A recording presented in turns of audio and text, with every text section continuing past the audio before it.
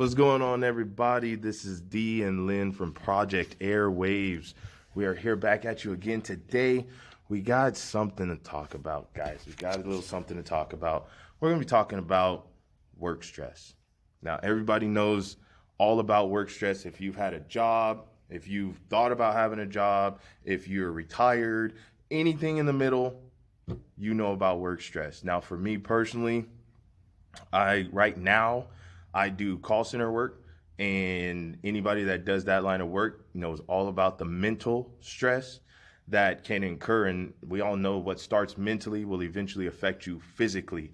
So, of course, with the mental strain, you lose all that physical momentum. You start getting fat. You start getting lazy. So we're going to cover some stuff about that. And then, of course, Lynn, he's got his own stuff he wants to cover. So I'm going to let him go ahead and jump in. So going into how work obviously runs a big part of your life. You're 9 to 5. For me, it's 10 p.m. to 8 a.m. working that graveyard life.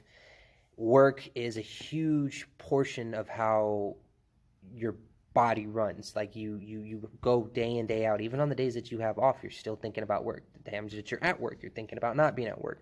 Work will always be a part of your life. So the biggest thing with a lot of advice that I myself, and D wants to give out is learn to treat each day differently.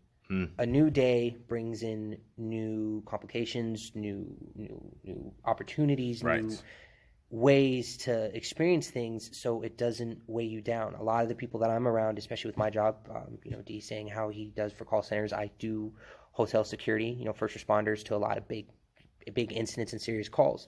Things that are happening at my job are at such a high level to where, an average person sitting there wouldn't know what to do with themselves if stuff would happen. They would hold on to it and it would eat them alive. That mental stress that D talked on was, that runs your life into this hole of depression, anxiety, stress, and you have to realize, especially with how I am and what I go through, I have to treat every day as a new and different day, because without that, I would have crippled under the weight by now.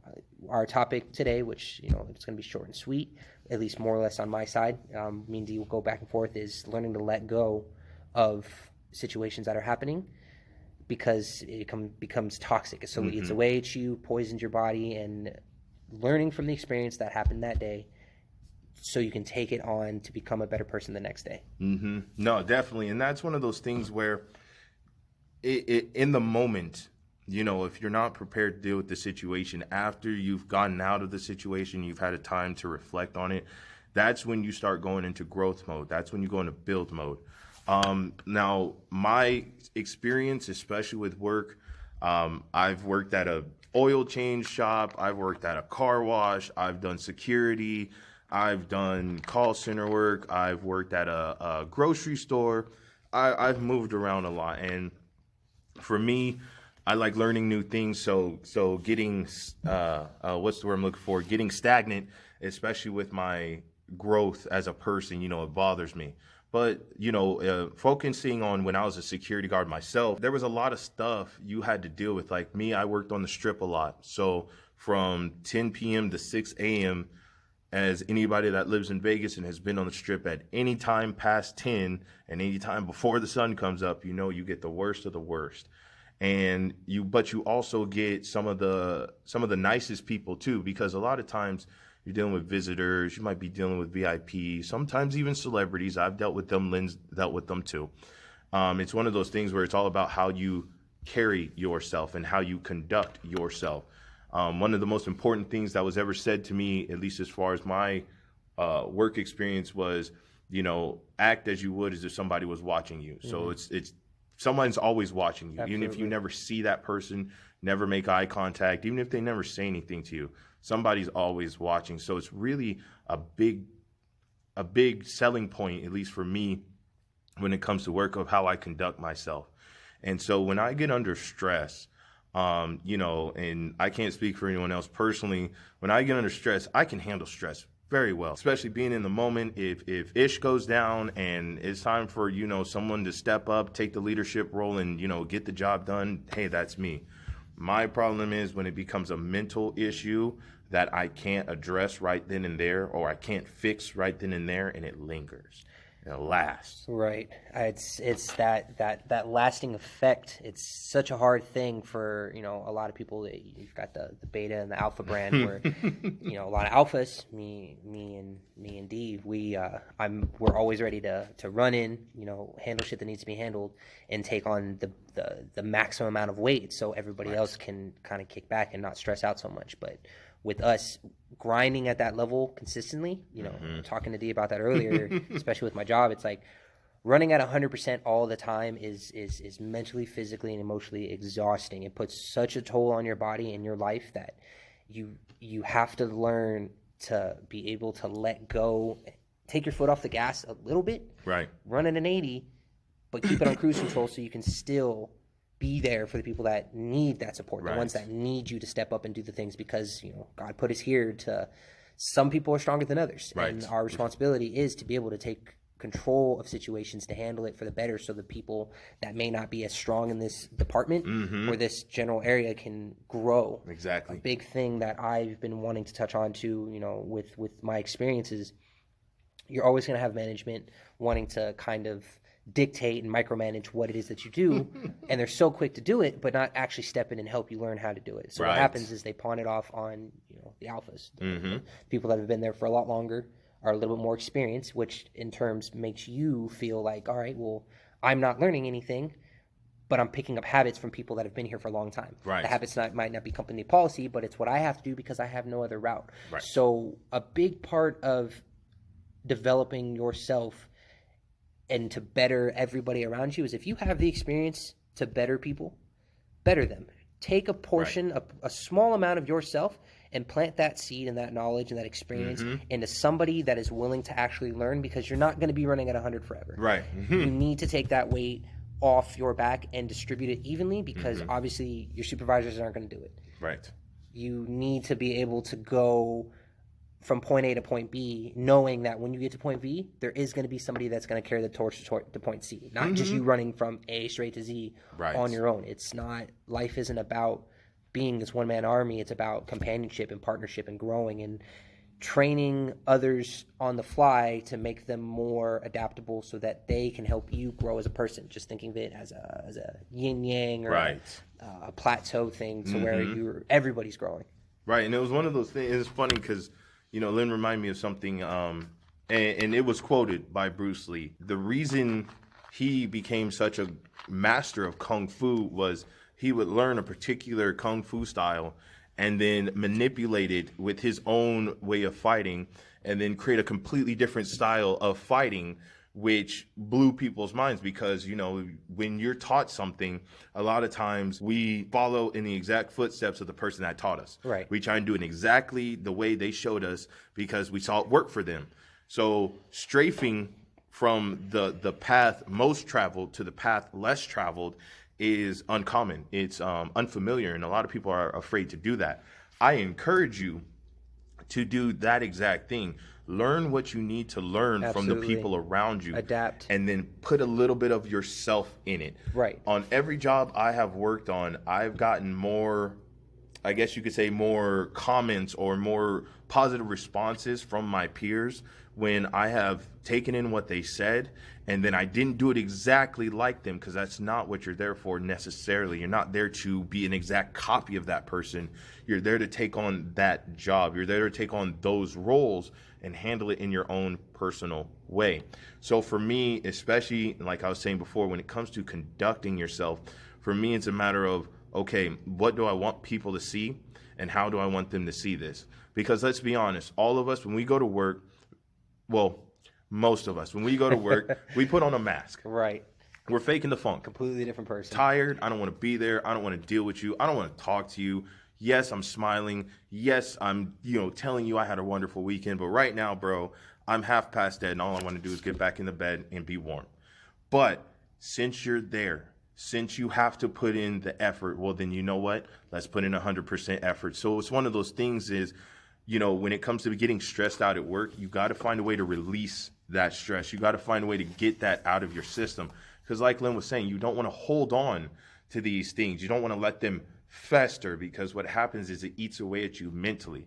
And just like we discussed earlier, what hits you mentally will also affect you physically. We're not even touching on spiritual portion of it. We're just going to stick with the mental and the physical.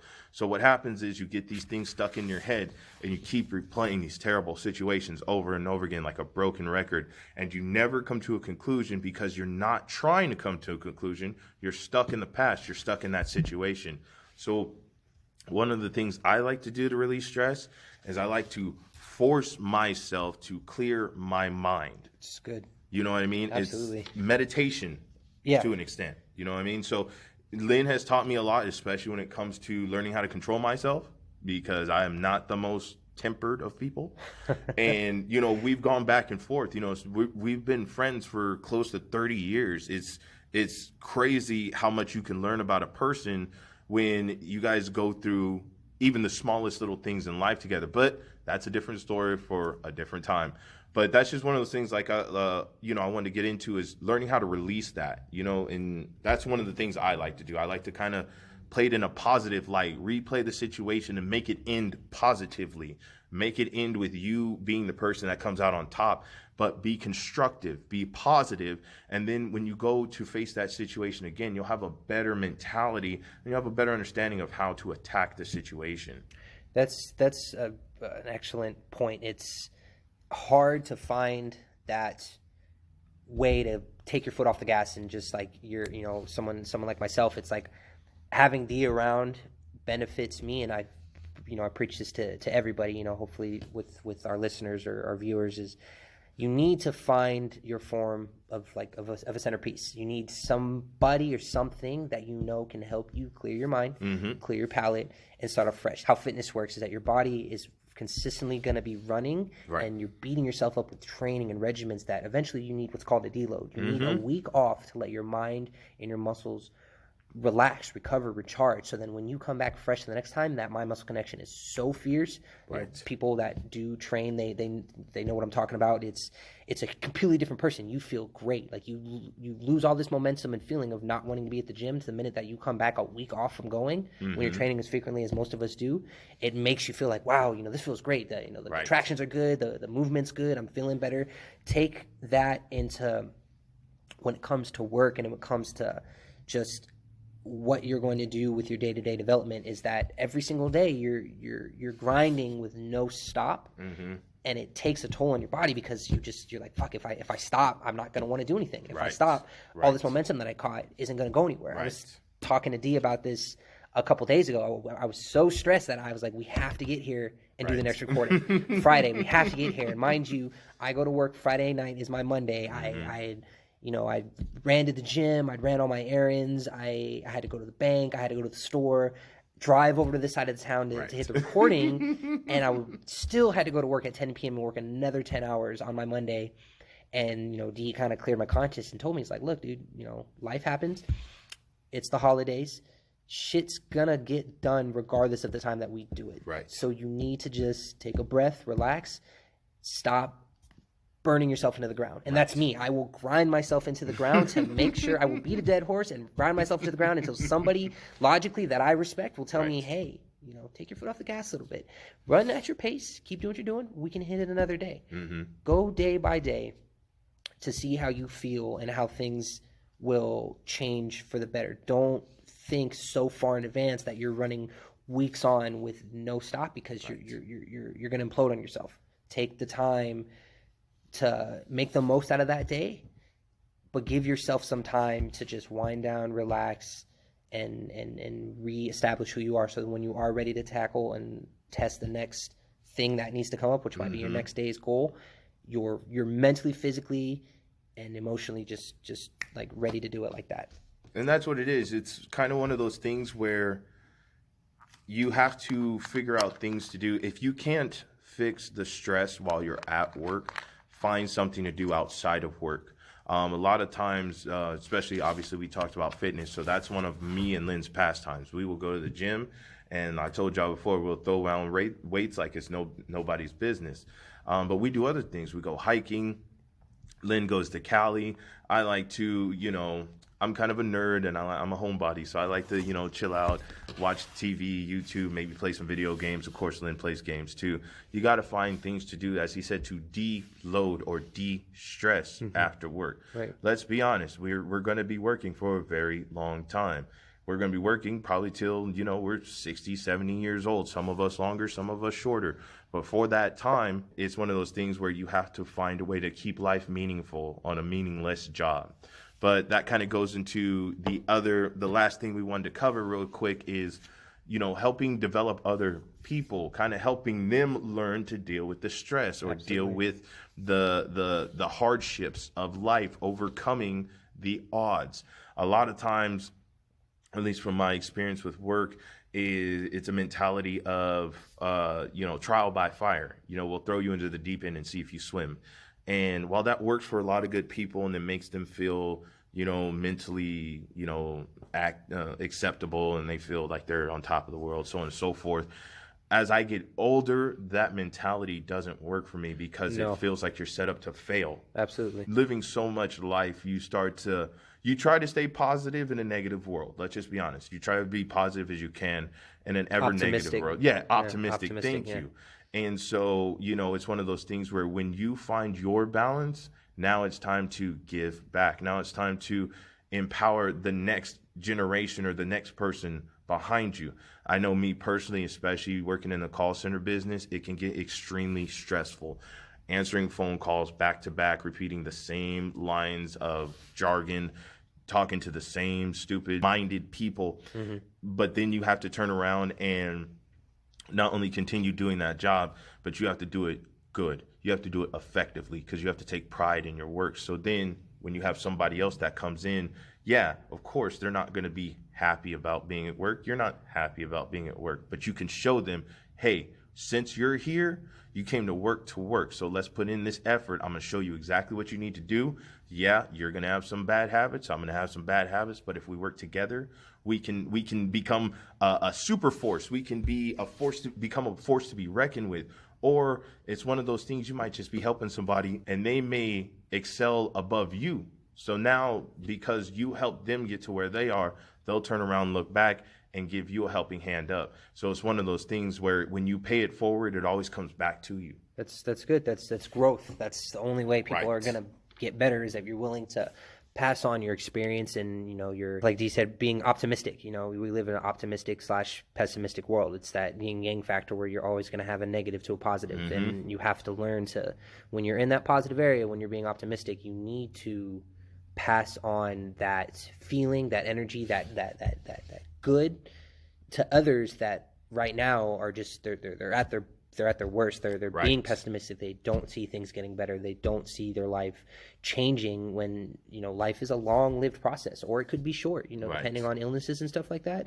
You need to make the most out of what you're feeling. So what we're going to do, we're going to try and end this segment off a little bit shorter, but give our advice and our opinion on what we feel like you could do to make your day a better day. Yes. Do you want to run with it? Yes, we want your feedback. We want to hear what you guys are going through. We want to hear if you can relate to what we're saying. We want to reach a vast audience. We don't just want to hit youth or, young adults or even the seniors. We want to hit everybody because life is about working together. We're all in this together from birth to death. We're all in this together. So it's one of those things where no matter what, always remember there's a light at the end of the tunnel. There's always a way out. Where there is a will, there's a way. You have to believe in yourself and you have to trust in yourself because you were not put here on accident, and you will always be given the tools you need to succeed as long as you have faith. This is Project Airwaves. This is Dee signing off. This is Lynn. Keep your head in the clouds and your feet on the ground. Take it easy, guys. Good night, everybody.